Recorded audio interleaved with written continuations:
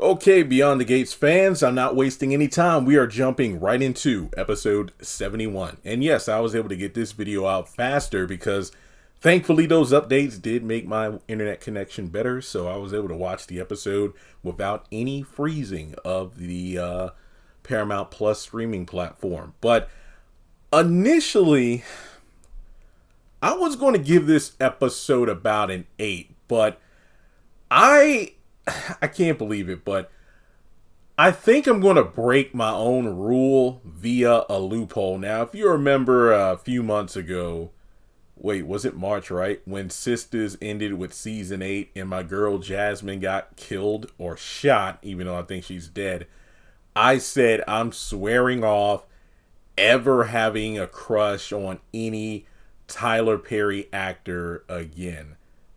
Specifically actresses, to be exact. But Beyond the Gates, when it started, I'm like, good grief, there are beautiful women everywhere. But nope, I said to myself I wouldn't have any crushes. Now, would I be breaking my own rule by saying that, okay, this episode had a particular character who made the score just go up to a 10 out of 10 because whenever she was on screen, holy crap. Well, rules are meant to be broken, especially when you're the one to make them. Call me Urkel because, my goodness, whenever Laura was on screen, I don't know if it was because of her hair or the white and red outfit she was wearing. I don't know, but good gosh, she looked incredible in this episode. I don't know, maybe it's because we've rarely seen her. I think only in one episode we actually saw her standing. Then we saw her in her car. Then we saw her in the hospital room. But then we did see her recently with her welcome back party. But there was just something about the way she looked in this episode where I'm like, whoa. And don't get me wrong, Chelsea looked great in a dang near pretty much every episode. And if I remember correctly, my initial Beyond the Gates crush was a Naomi, but Laura. Okay, so yeah, she is the reason this episode got boosted up to a 10. Now, Leslie is a piece of work. Leslie is a freaking piece of work. So she's yelling at her TV, and I think she's watching a show, which I believe is supposed to be a soap called Before and Always, and she is allegedly identifying herself with a character named Millie, someone who people quote unquote love to hate, but she ends up winning in the end. Now, in the midst of her shouting at her TV, which I feel like is so relatable because sometimes I do that when I'm watching shows, as you could tell during the Sisters finale. Now, Jacob and the same cop from before come in with another warrant, and you know, with Leslie being Leslie, she's going to be talking nonsense and suggestively chewing on a piece of celery mid-conversation. And that's when, out of nowhere, the ottoman is open and Jacob finds the helmet and Leslie's like, wait, what? And she's acting all nonchalant about it. When she even tries to grab the helmet, Jacob's like, nah, we're going to take this for evidence and we'll be in touch. And she knows, I wonder if Kitty Cat is behind this. It's strange you do a warrant search before, nothing. And now out of nowhere, evidence just poof comes out of nowhere. What's going on with that? Now, speaking of Cat, we're over at the diner and she's over there with Chelsea and they're talking about Dr. McHattie. And, you know, the thing is, Cat saw the doctor on her live stream recently. And she's like, oh, okay, so you told your mom and you told me and your sister, not your dad. Nah, you know, between the stroke and everything, I just, and then the whole baby situation, I didn't want to tell my dad. And Kat is wondering, is like, wait, so your dad will really freak out? I don't know. It's just, is Bill homophobic? Who knows? But essentially, Kat can tell that the doctor is on, you know, Chelsea's brain. And that pretty much moves the conversation to the fact that they decide that, you know what, let's just move in together because my mom's guest house is bigger than both of our places combined. And we can actually make it so we can have, you know, plenty of space for our inventory and whatnot. I can relate to that because if you know, well, you know, I sell on eBay and I got a lot of stuff, you know, boxes upon boxes full of figures, collectibles, not to mention underneath one of my desks in my office right now, I got at least 2 dozen or if not more just bins of Pokemon cards I sell and stuff like that. So I can relate with the need for space. And hey, if you remember before I got my house, when I was stuck in my old room in my mom's house, it's like I had that tiny room where I just had just piles of stuff everywhere. And that's why getting a house was so important, so I can finally have space to work. So I can relate, except it's just me. Now, from there, Jacob actually shows up after the search and wants to talk with Kat, and then Chelsea is like, oh, don't worry, I'm going to the hospital anyway. And he's suspicious over the evidence being planted, and Kat's like, wait, you don't think it was me, do you?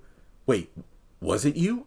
And out of nowhere, he gets a text from work saying that it turns out the helmet and gloves match what the rider of the motorcycle was wearing in the video footage. And then from there, he's like, well, hey, you know, we're not out of the woods yet because I got to wait on the judge and, you know, he might not budge on it. And he does get a phone call from the judge saying that they need DNA. And he's not really certain about this evidence because, number one, you needed a second warrant. And number two, it's the fact that the first warrant you searched, you didn't find anything. Now you had this second warrant and all of this stuff just magically appears. So yeah, they're basically dead in the water right now. And Kat's like, oh man. So the funniest part is Leslie, man, she's a trip. So she's blowing up Eva's phone and she's ignoring her because she's talking to Laura. And I'll talk about those scenes in a little bit. And she basically gets Eva to come over to the apartment. Mind you, she kicked Eva out of the apartment. And then the next time she came over, let her borrow a cardboard box full of her things and then sent her on her way. But this time, Leslie pulled her daughter in there. It's like, the funny part is how nonchalant and calm she was when Jacob and the cop were there. But as soon as they leave, she's freaking out. She's just blowing up the phone. And it reminded me of Kevin Hart. It's like, the bitch got the drop on us. This is not a test. This is the real deal. Help me. Help me. Eva, help me. They got the helmet. They got the gloves. She's like, what? You don't love me anymore. I'm like, Leslie is a piece of work. The utter nerve of this woman. The utter nerve. She literally did everything but disown her own daughter. After specifically telling her, go spend time with your daddy and the uppity Duprees. And when she did just that because she kicked Eva out, you don't love me anymore. Wow, Leslie. Wow. So she starts crying and whatnot. And he was like, look, don't ever think I stopped loving you. And I kept that evidence to help you. I had it in my hotel room. And look, if I wanted to bust you, I wouldn't have taken it in the first place. I would have just left it here. So when they came to do the search warrant the first time, you would have got busted. But I want to do what I can to see if I can, unturn any rocks to figure out who took the stuff from my hotel room and turned it over to the police by putting it back in the apartment and setting up this second warrant. So you don't worry. And like, look, don't go into that dark place. Okay, mama, you stay calm. Okay, baby. So as soon as Eva leaves, Leslie's like, ha ha, yes. Oh, I still got it. I'm here to stay. I'm winning. And I'm just like, this, man. See, this is exactly why I still don't trust Eva fully. On some level, I want to believe that she wants to reform a bond with Nicole and whatnot, because it's like Laura said earlier in the episode, Nicole takes people in like family. And I bet Eva, never experiencing that with Leslie, this is a good change of pace for her. But the thing is, and I can relate to this in terms of, like, for example, cutting back on soda. I know for a fact if I just stopped, see, I don't smoke and I don't drink. Never have. It's just something I've never been into. My quote unquote substance of choice is a Diet Mountain Dew. And I know that if I just went cold turkey and just substituted just full on water or whatnot, I'd probably go down a pant size or two in about, a couple months, give or take. But the thing is, like, it's almost summertime, but it's hot outside now. I drink more water than I do soda. But when it comes to this kind of commitment, you can't go halfway. It's either you're in or you're out. And I know that I want to do better for myself by drinking more water and cutting out soda completely, but I can't do it because every now and then I got to have a bottle of the good stuff. And I feel like the same way with Eva. It's like, you can't sit up here and claim you want to make good with Nicole and Ted's family again and, Laura and whatnot. Yet you are protecting your mom from facing justice for what she did to Laura. So it's like, on the one hand, Eva, I want to believe you, but your actions speak louder than words. And the fact that you're going out of your way to protect your mom is just messed up. Now, I will say this, and look, I don't want you to think like, Jeremy, are you literally going against what you just said? I'm not saying two wrongs make a right here, but here's what I will say. Do you think it is fair for the Duprees to condemn Eva if they, actually Kat does know she hid the evidence because, she found it in the hotel room. Well, then again, Kat doesn't know about this, but okay, let's just say, hypothetically, Kat knows that her grandparents, with Bill's help, covered up Martin's big secret. Or she will find out. Let's just theorize. And remember, I just watched episode 71, so that was Wednesday's episode. I don't know about 72 and 73 just yet. If I remember correctly, I think in the promo for this week's episodes, didn't they say something? I think Martin is supposed to talk to his mom or somebody about that secret. At least that's what it said in the summary for this week's episodes. I don't know. I gotta get to those episodes. But here's what I'm trying to say. Kat is in the middle ground here, all right? Now, Eva is harboring evidence to protect her mom to prevent her from going to jail, even though she is fully aware of what her mom did to Laura, all right? Now, Kat is going to be pissed off because you're doing this to protect your mom, even though she broke the law and she deserves to go down for it. Now, on the flip side, we're talking about the Duprees and whatnot.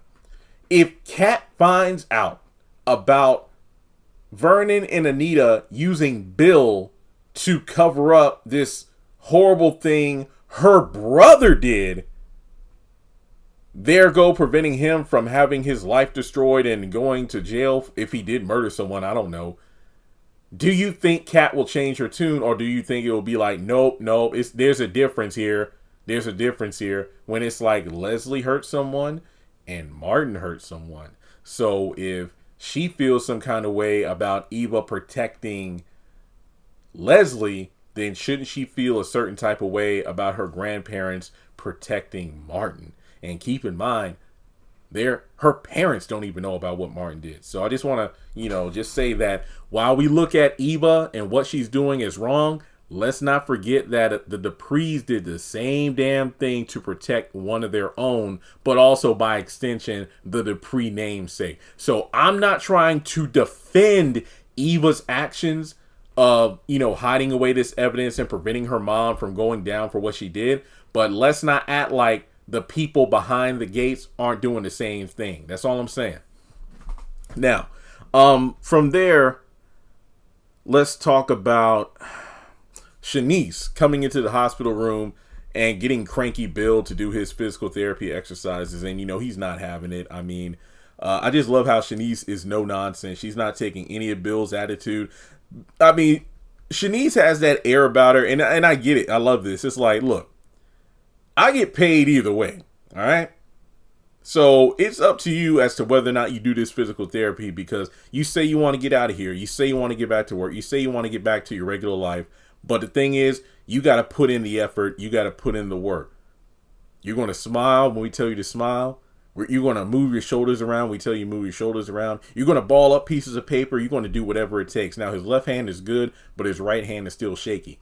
And from there, Nurse Madison comes in and is mid, exercise, asking questions like, "Oh, so are your daughters coming in?" "Oh no, Naomi has work to do, so I don't think she's coming in today." "Oh, actually, I was asking about Chelsea," and it's like, It's like, "I know what you're trying to do. See if I'm still cognitive." "Yeah, well, I like to get to know my patients and whatnot." And then she's actually going to ask questions in regards to Chelsea in terms of like, "So what's it like having a daughter who's a lawyer?" And then shifts gears to, "Oh, what about an influencer and whatnot?" And you know, he's iffy about, one of his girls having millions of people, pretty much dialed into her life and whatnot. So it's interesting how Madison was asking those kind of questions, low key trying to get to know Chelsea in the midst of, her father's physical therapy. So that's interesting. Really interesting indeed. Now from there, Chelsea actually shows up to the hospital and is talking with Madison about Bill, but then, Madison asks her out to dinner and Chelsea's face just lights up. So after that, we could talk about, oh, dang, I'm almost done. All right. So Vernon is calling Anita, and Anita's in Chi-Town. She's saying her and the girls, are settled in, driving through the old streets and whatnot, are bringing back memories. And I love how Anita's like, hey, we're back. We're here for the rehearsals and whatnot. It's like, we're still kind of walking on eggshells around each other. It's like, we're not all buddy. We're getting there. It's slow. It's kind of like with Bill's physical therapy. It's going to take time. And I don't mind that. I love how it's just one of those things where there are decades of pain and hurt, which is kind of a mirror compared to the Nicole and Ted affair, with Leslie that, it's like for the past 20 plus years. It's like, wow, those decades, did they really mean anything? And then with Bill and Danny, the 3+ decades they had. But currently it's like Bill is in physical therapy, and while he thinks he's fine, it's like, no, it's going to take time, and it's going to take patience, and it's going to take effort. And the same thing could be true about Anita and her girls. But like I said in my episode 70 review, I was still a bit iffy. Now I'm like, I hope nothing happens to her, but she is going to call and check in. Now, Danny actually comes over, and so does Nicole. Vernon called them both to the house so he can basically explain what happened with Anita. And, Danny's excited. I can't believe that one karaoke night turned into this, because Anita did tell Vernon over the phone that, between the girls and the promoter, it's like, yeah, let's rush and get this thing going. So, this is really happening. And Vernon does reassure them, like, she is going to come back and visit. She's not going to just be gone for like several weeks without, coming back to see us at all. And Nicole, I loved it. I hate to see her hurting, but to actually see Nicole be vulnerable, she kind of freaks out and breaks down because she wants her mommy. I actually like seeing this because we see Nicole as the one put together and whatnot, but just seeing this grown woman wanting her mom because, it makes sense. She needs her at a time like this. But then Danny, kind of steps up and takes her back to her house. And in an epic callback to the very first episode, remember after Danny received an invitation to Bill and Haley's wedding at the country club, what did she do? She threw that mug against the cabinets, and then Vanessa walked in. Danny, as only a sibling could, gets her sister. This reminded me of Diary of a Mad Black Woman, where Madea was telling Helen, rip it, and essentially the substitute, instead of a chainsaw or ripping up clothes or tearing up a closet, I got a bunch of mugs, and I want you to throw them. So just put your disdain of a person on this mug and throw it. So that's what she does. And I think she even, yippee, and then woohoo! It was cute. And then they ended up hugging at the end. It was fun. I love the sibling bond here. So also, speaking of Nicole, look, I wanted to save the Laura stuff for the last because, I'm sorry. She is fine. Good Lord. Just, oh my God. One of these actresses have to be fine if I am breaking my own established rule of not getting crushes anymore. But the thing is, this is a non-Tyler Perry show. So I'm just sitting up here like, okay.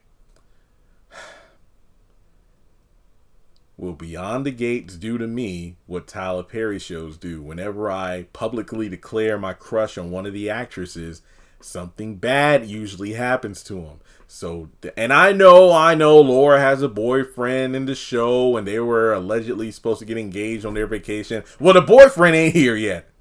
Kind of like with Ashley not Ashley, but Jean on the Oval. But in any case, more to the point. Laura is still playing catch up, and Nicole reassures her like, hey, just take your time. You're out of commission for a while, and you don't have to worry about like competing with the Eva for your position. It's like sooner or later she'll be out of memory. Now, Laura does ask if Eva can come over here and help her out on some stuff, and she's like, yeah, it's fine. And the thing is, I don't know if the show is trying to get us to believe that someone as competent and as experienced in administrative assistant position as Laura could be one up by Eva. And I'm not trying to dog her skills at all or anything like that, because Leslie pretty much, talked her up to Mona about her skills.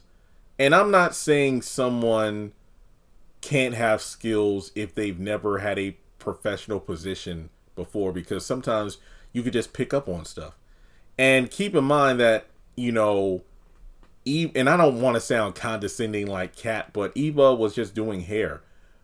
But it stands to reason that Laura's confusion has to do with like Eva's structure in terms of scheduling and, things like that. And it is possible that, and I'm trying to add a bit of realism to this, because this could be one of two ways. Laura is just, Eva's on another level. The system she put into place just blows Laura's system out of the water. Or Laura is playing dumb in order to mend fences between Nicole and Eva because she knows that Nicole does miss her.